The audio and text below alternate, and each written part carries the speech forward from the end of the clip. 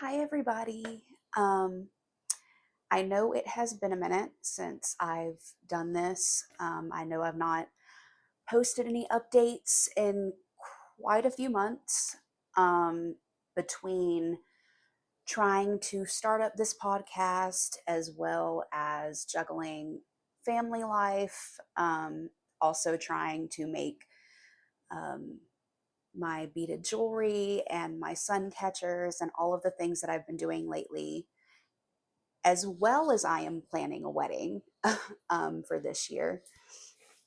It has been kind of hectic, but I have told myself that this is something that is very near and dear to my heart. And it's something I want to continue to try to grow and see where I can take it. Um, I've never expected anything to really come out of this as far as it blowing up. Just more so, I wanted to reach survivors out there, whether they are close to me or in a completely different state or country, just anywhere that I could reach someone who feels alone, who's scared to tell their story, and just open up about the struggles that come with being sexually abused, whether it's as a child or um, later in life as an adult. Either way, it is something very hard to cope with. And I know how easy it is for your brain to convince you that nobody cares, to listen, nobody believes you, nobody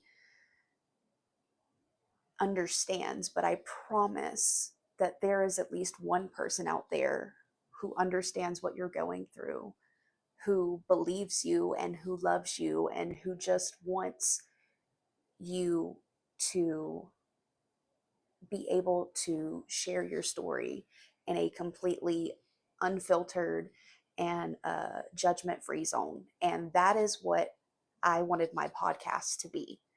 So, I don't have anyone to interview today, but as you know, I also do my anonymous sharing. I recently posted about it, hoping that maybe someone would feel compelled to reach out and want to share their story. And I thankfully did have someone reach out. So that is what today's episode is going to be about. I'm pretty sure we're on episode 8. So how awesome that um, I've been able to do this. Obviously, not awesome that this is something that has to be done to begin with. Um, and I've kind of already read through this story, so I'm um, I'm ready for you guys to hear it. And it this story will mainly be through the point of view of a mother of a child who has been sexually abused. And reading it um, kind of um, opened up some things for me and how my mom must have been really going through it when I finally spoke up and told about the abuse that I was going through. And just kind of put in perspective of the feelings and the thoughts um, that she must have been going through. And it just really helped me understand some things. So thank you so much for sending this in to me. Um, it helped me, and I feel like it will also help someone else out there who may have struggled to tell a parent and couldn't quite see what they were going through. Um, so we're going to go ahead and start. Um, I am just going to dive right in and kind of just stop in between and share whatever thoughts, opinions, anything um, in between. But here we go. In October 2024, my life as I knew it changed forever. In that month, my 6-year-old son revealed he had been sexually abused, and my 7-year-old had been shown pornography. Before this, I was a reasonably happy, trusting, motivated, and hardworking person. I couldn't eat, sleep, work, and my life was in complete chaos. I was devastated by the images that played out in my mind, images that I could barely tolerate for a minute, let alone a lifetime. The images of my little boy's tiny body being assaulted repeatedly by someone more than 2 times his size consumed my thoughts. When I was alone, I cried constantly. The things that once brought me joy didn't matter to me anymore. At night, I paced outside my son's room while he slept, afraid to leave him alone in case his abuser found him and came to hurt him again. In 25 years, I had never locked a front door, but now I lock it all the time. I'm going to pause right here for just a second. I know some people are going to hear the front door thing and think, wow, you never locked your front door. Because I know how some people's brains can be. Okay. We want to instantly judge somebody. If you were raised in a neighborhood like I was growing up, there was never a need to lock your front door because you knew everyone in your neighborhood. And I mean, your neighbors were going to tell you first thing if someone was trying to come onto your property and get into your house. So I completely understand this.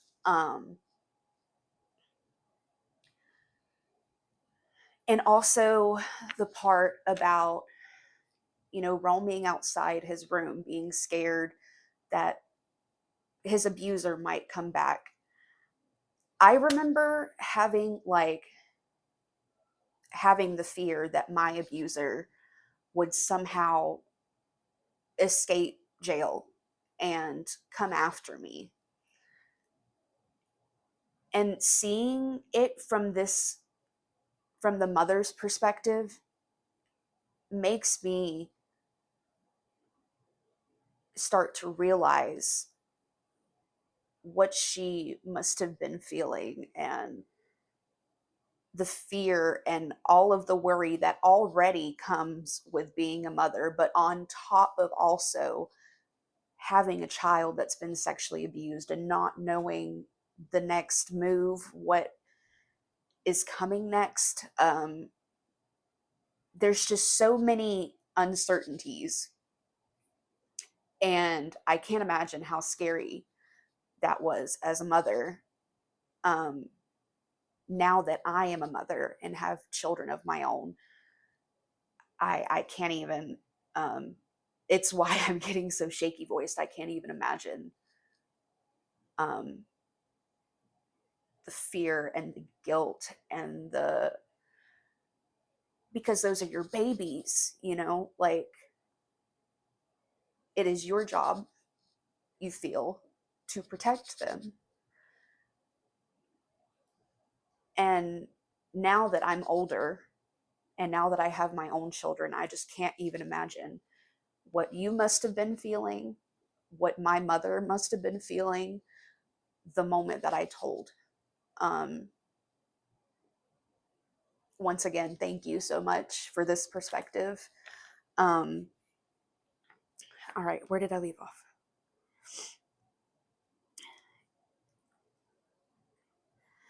I had panic attacks that I had never experienced before. I called hotlines at all hours of the night, which I had never done. I messaged friends in the middle of the night in a panic, which I had never done before.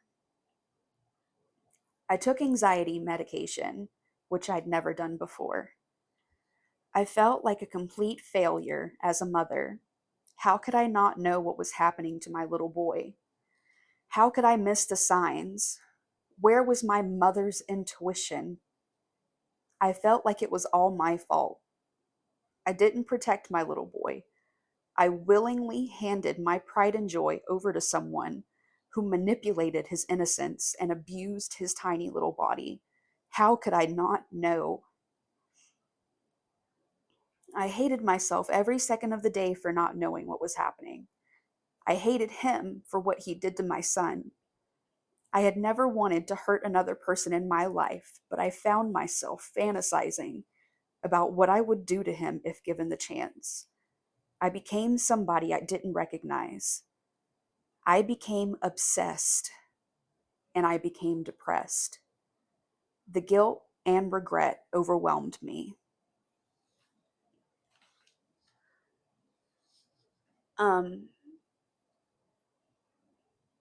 it hasn't been revealed yet, um, but you guys will find out later in the story that the family member in this instance was an older cousin of the son, and the statistic is that it usually is a close friend or family member, and it hits even more for a victim, and I'm sure family members, close people of the victim, that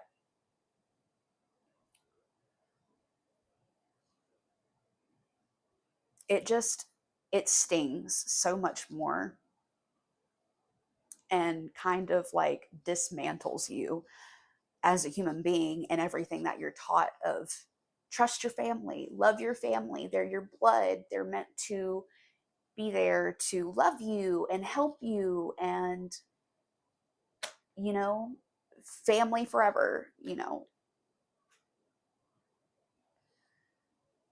it just goes against everything that you're taught growing up, that these are the people that you can trust. And I'm so sorry that this happened, and I'm so sorry. We'll get back into it, but I'm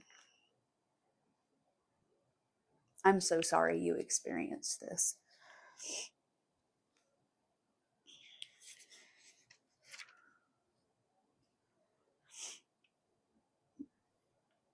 I would cry myself to sleep every night and wish that I wouldn't wake up the next morning. I didn't want to face another day. The only thing that kept me here was knowing that my son and other kids needed me. I became my 6-year-old son's confidant as he slowly revealed a mother's worst nightmare. Bedtime stories changed from what used to be light-hearted tales of our day to the heinous sexual abuse he suffered at such a young age. I would lie next to him in the dark and listen with silent tears streaming down my face. Every word broke my heart even more. Every detail destroyed who I thought I was as a mother even more. I wanted to die when my son told me he was scolded by his abuser when he threatened to tell. I'm going to stop right there.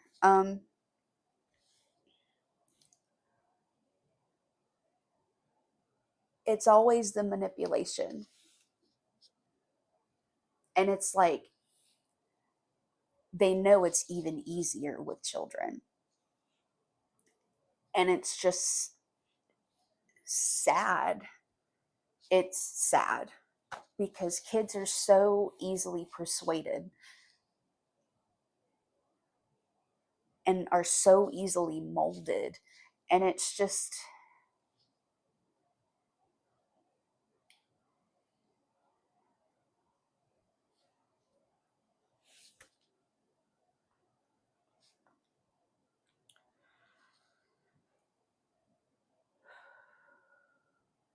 see, my abuser, I don't think he ever specifically threatened me, but he knew how frightened I was, how scared I was, and that I wouldn't say anything. And he knew if he could somehow normalize it and make it seem normal to me and mold me into this perfect, quote unquote, victim that doesn't see the wrong in what's happening and what he's doing, it is just sick and twisted that there are some memories that I go back on and I just feel disgusted with myself because in the moment I thought it was normal. And it takes a lot of time and a lot of therapy, um, and just digging and really pulling from your memories of how did we get there? When did the shift happen? Like, it's just, it's frustrating. Like, um, because it's just sad as an adult now to go back and think about just how easy it was for him to take my little underdeveloped brain and make it into exactly how he wanted it to be so he could get his way. And he did for quite a few years. It's just unfortunate that I couldn't see it sooner and that I couldn't bring myself to do it sooner. Um, how could I not have known? How could I have tucked him in at night after he had just been sexually abused by someone more than 3 times his size and not know? What kind of mother was I? When he cried out in the night because he had bad dreams of his abuser or peed the bed, the guilt and regret overwhelm me to this day and probably always will. It doesn't matter how many professionals tell me it wasn't my fault. I will always believe that it was. He was my baby, and I should have protected him. Before we were happy and hopeful for the future. After my life revolved around, after, sorry, after my life revolved around police officers, detectives, psychologists, hotlines, fear, anxiety, regret, and guilt. I could barely function for the first 3 months after we found out. My own family turned against me. They said that what I was telling them couldn't be true and insisted to friends, relatives, and neighbors that I had made it all up. Some friends and relatives believed them. I felt like a witch in a witch hunt trying to prove my innocence. To be accused of being so morally corrupt as to make something like this up and force my son to lie about it destroyed me even more. I felt alone and isolated and couldn't believe what my life had become. My little boy idolized his abuser. He told me he was his best friend. He told me he loved him. My son looked up to his abuser and thought he was the coolest kid. He wanted to be like his older cousin. My son believed the lies that his abuser told him in order to manipulate him into allowing the sexual abuse to continue. He was only 6 years old. He was so young and so innocent and wanted to please his cousin.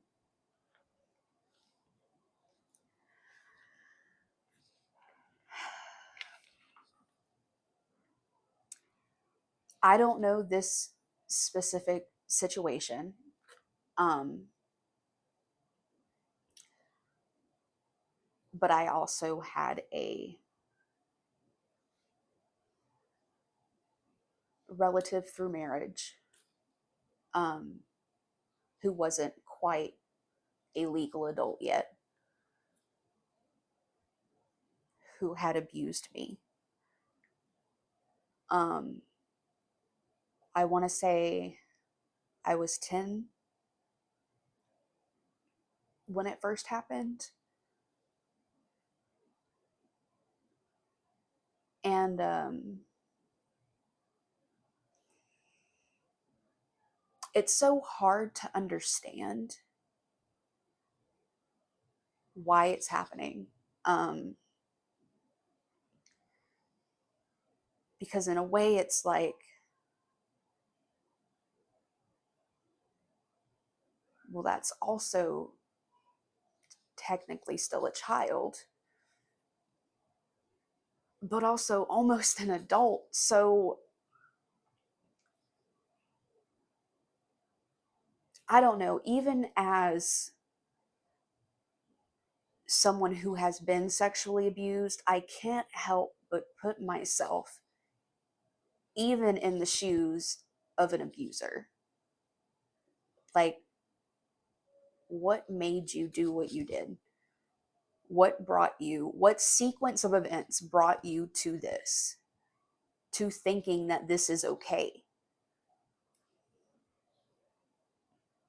to thinking it's okay to take the innocence of a child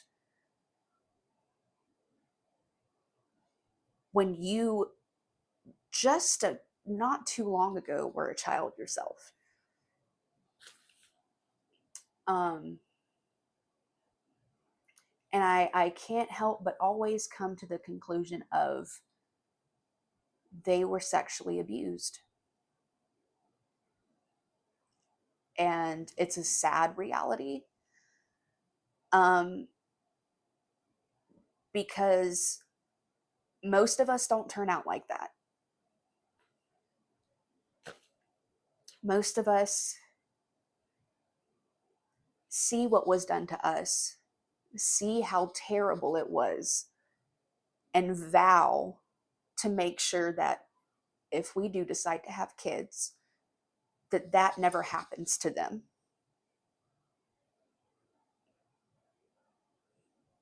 We vow to become better people, to advocate for people who have been through what we've been through, to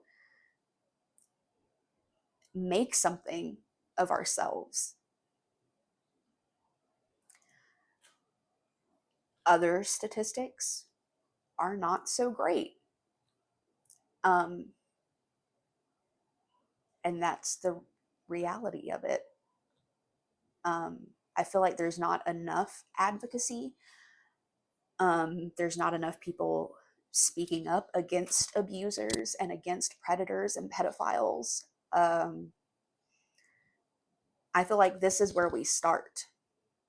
Even if it's just posting a video up on social media, this is where we start. Because these terrible things are just going to keep happening the more we allow them to be comfortable, the more we allow them to feel comfortable in spaces with us. It is time to start speaking up. We simply just cannot be quiet anymore. I know that it is hard. I know that being brave and getting your story out there is not easy, but I promise you, in numbers, baby, in numbers, we can make these disgusting people feel uncomfortable.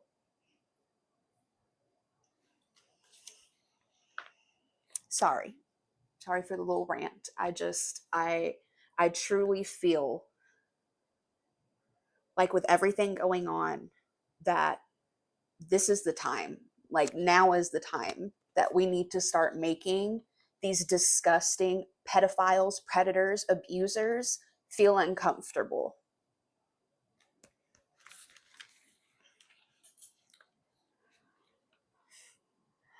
At the time, I told myself he was just tired.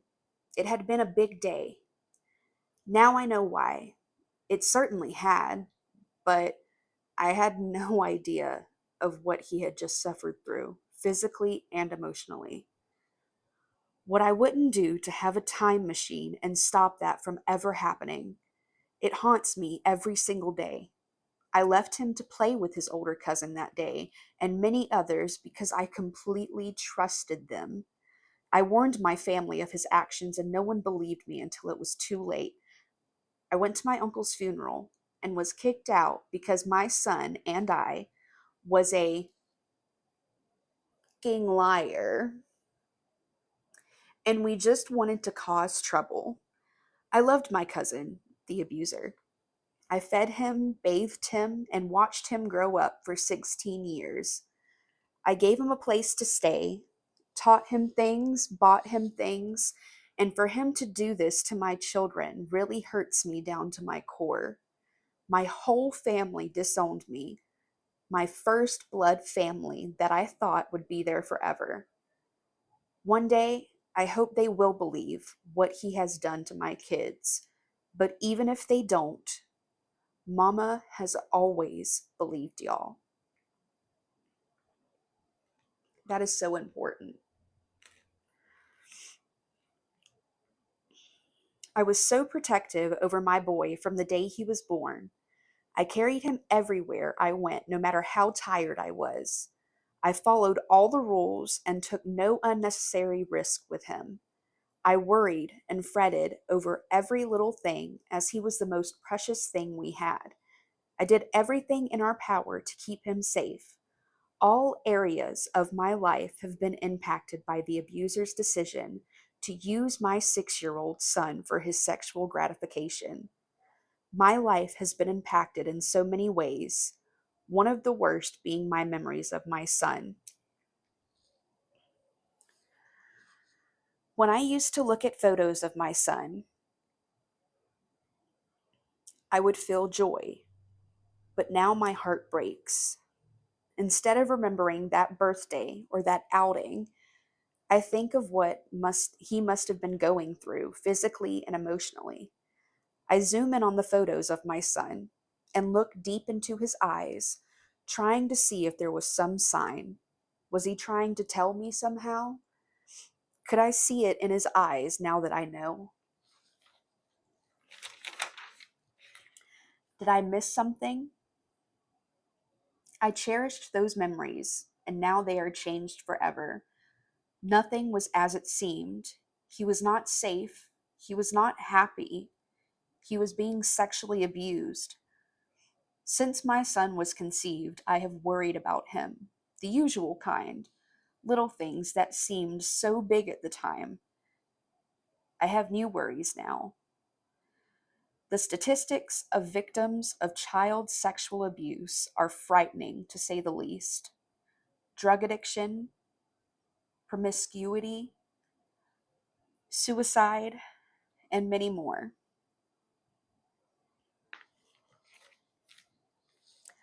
I completely understand. Um,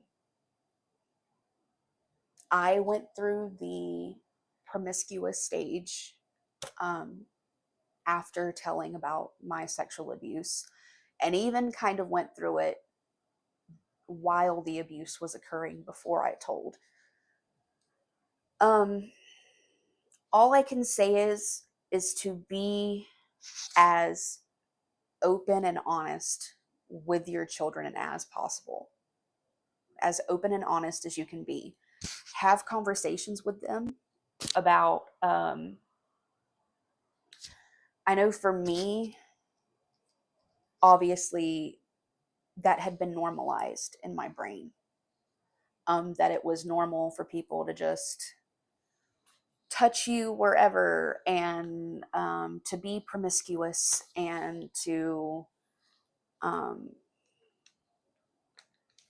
you know, have a sex life as a child, and that was not in any way okay. Like that, no. Like that should not have been happening.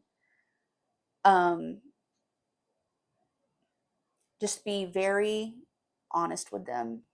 um Let them know what they'll face in puberty, because I know for me it hit the most when I hit puberty, um where the actual like sexual like body contact started happening. um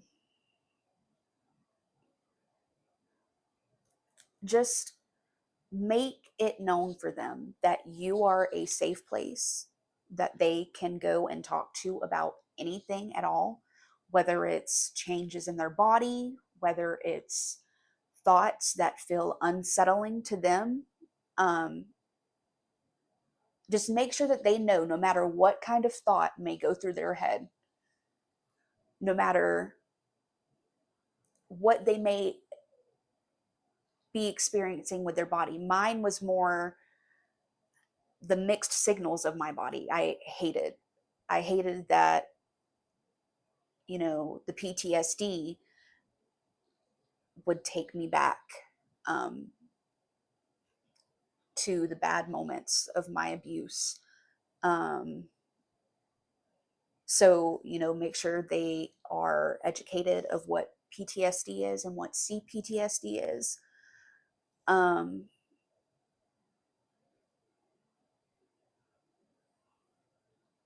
just message me.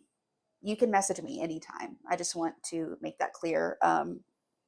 This can continue to be anonymous. I don't ever have to know your name or any personal life information. Just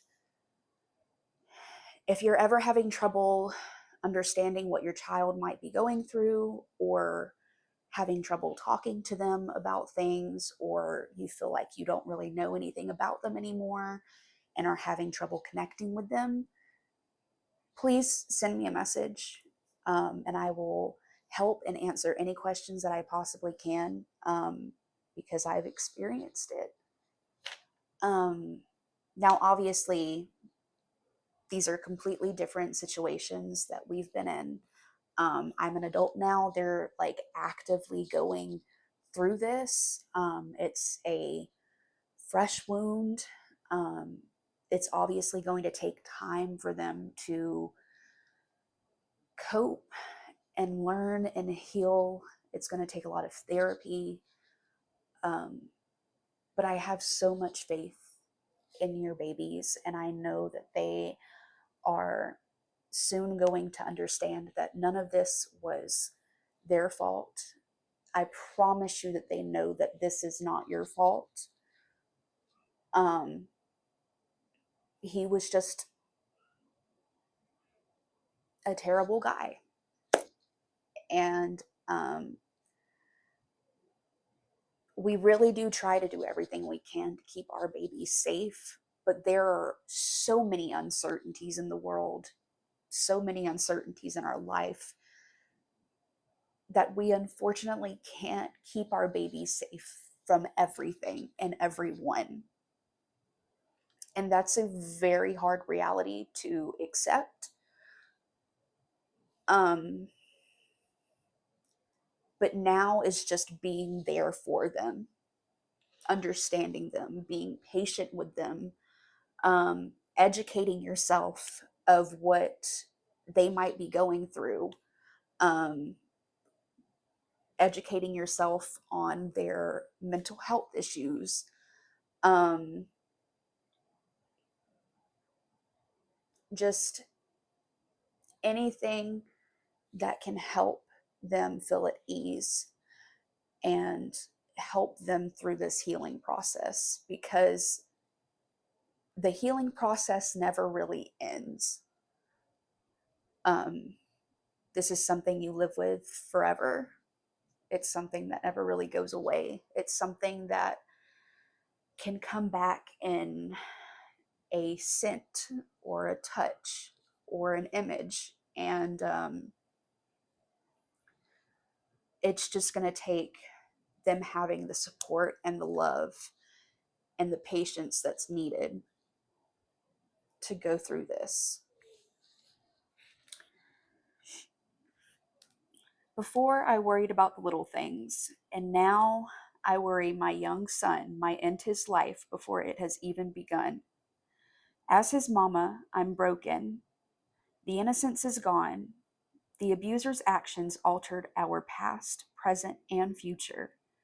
His actions have negatively impacted my relationship with some of my family and friends, my health, both physical and mental, my trust, my faith in mankind, and my memories.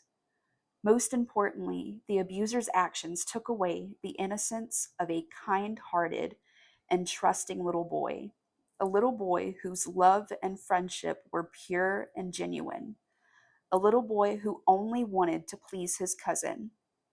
The abuser used and abused my son's little body and betrayed his trust. He took away my son's innocence, and I will spend the rest of our lives trying to right this wrong, but there are some things that time cannot heal. Both of my children have been in therapy for the past year. My now 7-year-old has developed anxiety and depression. My now 8-year-old suffers with anger and depression. My 7-year-old is so angry with life, he fights his brother and backtalks adults all the time. He carries around old pictures of himself from before the sexual abuse happened. He is scared of the dark now and is scared to sleep alone. This changed my babies, both of them. With time, I hope we can overcome this. I once again just want to say thank you so much for sending that in. Um, it really helped me understand more of what my mom was going through in those moments, when I had told, and all of the different emotions and things that were playing through her head at the time. Um,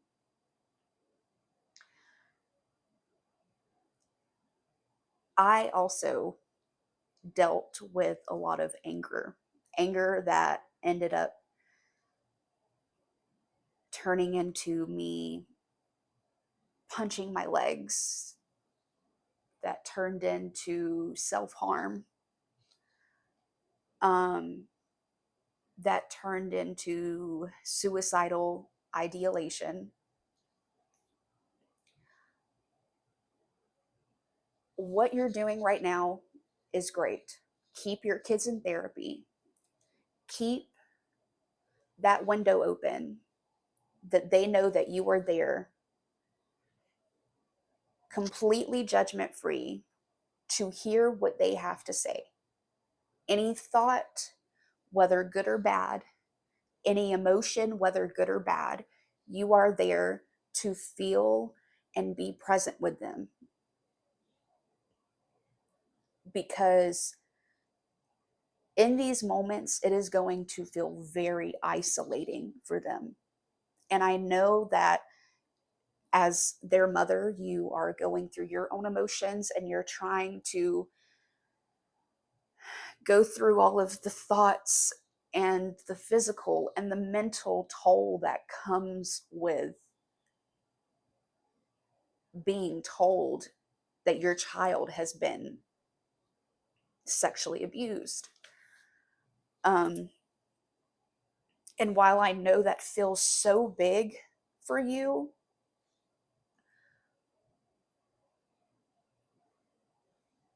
I want you to obviously take care of yourself. I want you to go to therapy. Um, but also they are going to need you more than anything now, because this first half is going to be the hardest. It is going to get worse before it gets better. Um, my mom, I'm sure my mom will agree. We went through a lot of anger, a lot of me rebelling in different ways that I normally wouldn't have. Um, a lot of depression, a lot of basically just wishing I was anyone else. Um, so please keep doing what you're doing, being there for your babies, being present, letting them, you know, keeping them in therapy, keeping that window open to make sure that they come and talk to you anytime that they need you. Um, thank you so much for sending this in, because I really needed to see it. Um, and like I said, if you have any questions, anything that you ever need help with when it comes to your babies, please message me. We can stay anonymous. We don't have to know any personal details. Just if you ever have any questions and you truly don't know what to do, please send me a text, because this is what I'm here for. This is what's near and dear to my heart, is helping children, adults, whoever um, has been sexually abused, sexually assaulted, however you want to describe it. But I thank you. Um, your boys will always be in my thoughts, and I will always be thinking about them. And I'm sorry that this happened to your boys, and I'm sorry that this happened to you. And I can't imagine your family cutting you off the way they did and not believing you. And I am so sorry. Um, I just can't imagine that. And I promise there are people out there that love you and your boys so very much, um, and do believe you and do care about you guys and want to see you go far in life. Um, and I do too. So thank you for sharing this. Thank you for allowing me to share this on my podcast to hopefully help someone out there. Maybe help a mom out there who's currently going through this and doesn't quite know where to go from now. Um, I hope they see this and they know that they're not alone, and that there are other moms out there that are also struggling to accept this really dark and sad reality. Um, so you're amazing, mama. Thank you. This is not your fault. Please let me repeat that one more time. This is not your fault. Um, I'm sending so much love. Thank you. Please like and subscribe. Share this video with a fellow survivor. Um, anyone that you know that is going through this or has been through this. Um, just I hope that it can help somebody out there. Thank you so much. I love you guys, and I hope that I can post another one of these soon. Thank you. Bye.